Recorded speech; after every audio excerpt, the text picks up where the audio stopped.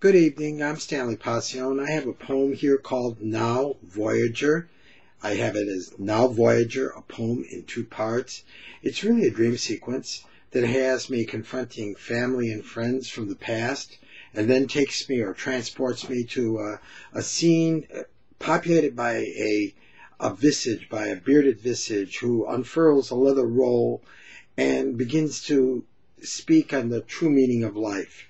After that, the poem travels to the landscape of my early childhood, to the childhood that I had in Illinois. The dominant color becomes green, and then it ends with a classical allusion, a chorus, a spectral chorus of people dressed in white, and it all centers around, one way or another, the meaning of life. Thank you. Now let me begin it. And Now Voyager, a poem in two parts. Part one.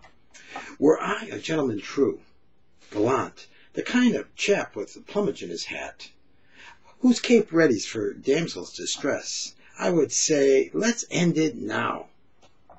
You're too young, or even better put, I'm too old for love with a beauty your age.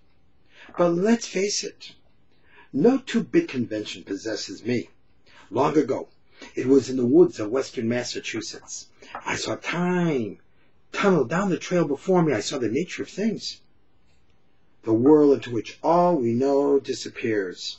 And tonight the faces of the dead startle me away. Family and friends float before me. Oh, the calamity death holds both young and old alike. Darling, the temperature in my bedroom, it drops to the temperature of ice. I envision my Aunt Helene and see her when she says to the child, who is me, Stanley, go ahead, touch her. My cousin Barbara lies in her coffin. Before the age of 6, she was a year older than I. My buddy Burton, cut down well before prime, thought of him occupies my every day. Revelry brings me to Joey, who cried, Whitney's dead. And right there on Fifth Avenue, opposite the public library, he placed his gun on the glass of the showcase countertop. I was in the jewelry shop. I dreamed a slip back to former ways, the drinking life. I could taste the whiskey shots dispensed that afternoon. It was Johnny Walker Black. The haunting goes on. The dead, more of them parade before me. Omar, tall, dark, forgive me here, for I know no better than the honest truth. Handsome.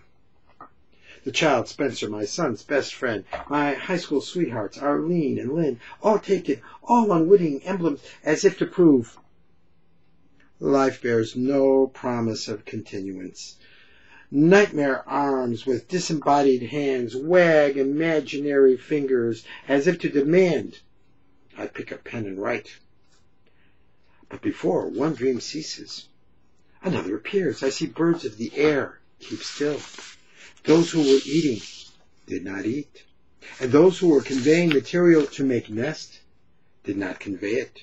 And before me opens a scene of low surf beaches, upon which are long ships, vessels whose hulls have center masts with single rectangular sails, blood red, and from the garboards up are stakes, broadaxe hued, each board a color its own, and each board nailed one upon the other. The sides of those ships appear like the bands of rainbows, red, orange, yellow, green, blue, indigo, and regal violet. Color upon color runs the length of keels, which themselves are crowned gold. Each has its own fierce dragon-head prow. Rudders are mounted at right, and within each craft, upon rows and rows of chests, sit oarsmen. The ships are set to sail.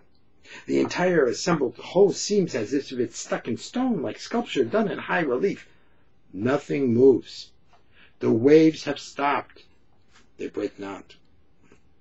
What a night it is. It really is. What a remarkable night. Never before have I seen such technicolor panorama. The closed world of family and friends, it falls to vision from other time and place. My bedroom warms and is seemingly true, but sixth sense intimates spring. I seem to bear witness to prelude, The dream carries me, and I sense long days. The glory of Scandinavian summer awakens before me. Light,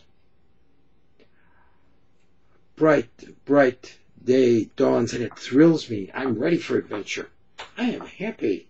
I am exhilarated beyond normal human confines. And then a bearded visage looms before me. It is strange. It wears a helmet, the likes of which I never before encountered. A 4-part iron dome with a sharp spike atop.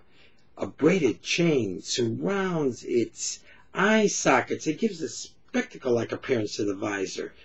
Down the back of this visage's neck, mounted from the edge of his helmet, a chainmail curtain falls directly to the shoulder of a thick, high tunic. A strap from ear guard to ear guard runs behind his beard, holding his helmet in place. He says, "Action, please." At once, as though my dream be some kind of cinematic construct, I hear the birds of the air singing. Those who were eating eat, and those who were conveying material to nest convey it. The shipyard has come to life. The din now terrific. The horizon plain. I hear low thunder. I see the spray of waves sparkle in the daylight. I wonder, do I sleep or do I wake? Do I sleep or do I wake? That's a poem called Now Voyager. That's part 1. I really hope you enjoyed my reading of it. Immediately I will follow it up with part 2 to Now Voyager, and we can continue with the visage and then to my homeland, to my home life and early life in Illinois, and then the classical illusion. See you then. Good evening. I'm Stanley Pacion.